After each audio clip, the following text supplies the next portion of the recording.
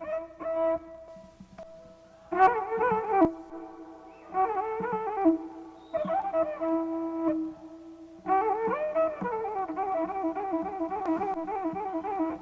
bureau, des dossiers, des documents, des chemises avec des feuilles, une corbeille. Imaginez ces objets réunis dans un même cadre ou créez un lien entre ces objets. Qu'est-ce qui vous est venu en tête? Image 1 ou image 2? La plupart des gens diront image 1. Si vous êtes de ceux du deuxième groupe, vous êtes un geek. Et si vous avez visualisé les deux possibilités ou autre chose, eh bien, vous avez beaucoup d'imagination.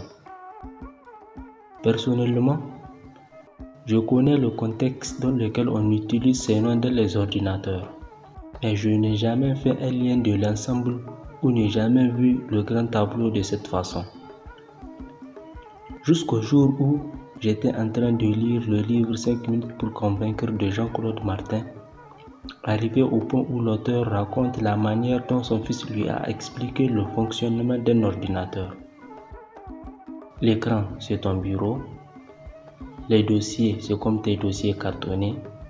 Les documents, ce petit dessin-là, ce sont les chemises avec des feuilles dedans.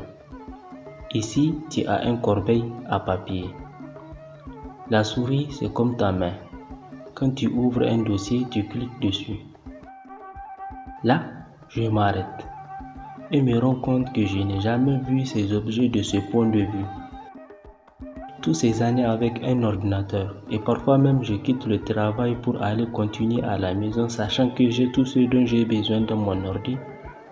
C'est comme si j'ai tout le bureau dans mon ordinateur.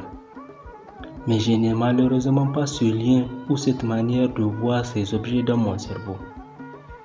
Je me suis dit, j'ai vraiment l'imagination limitée.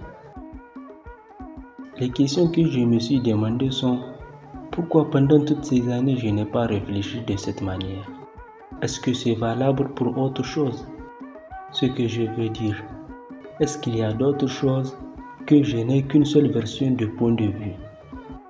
Est-ce que les autres personnes ont aussi ce genre de réflexion?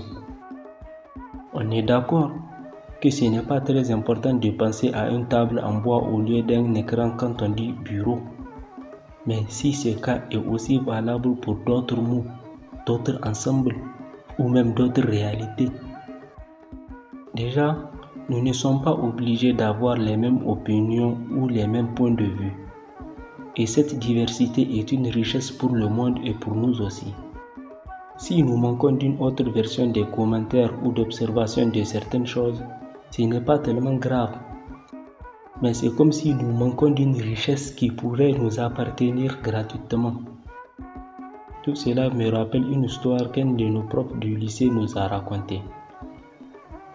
On a mis un éléphant dans une salle obscure et on a dit à 4 personnes qui n'ont jamais vu un éléphant entrer dans la salle de toucher pour avoir une idée et de sortir pour le décrire.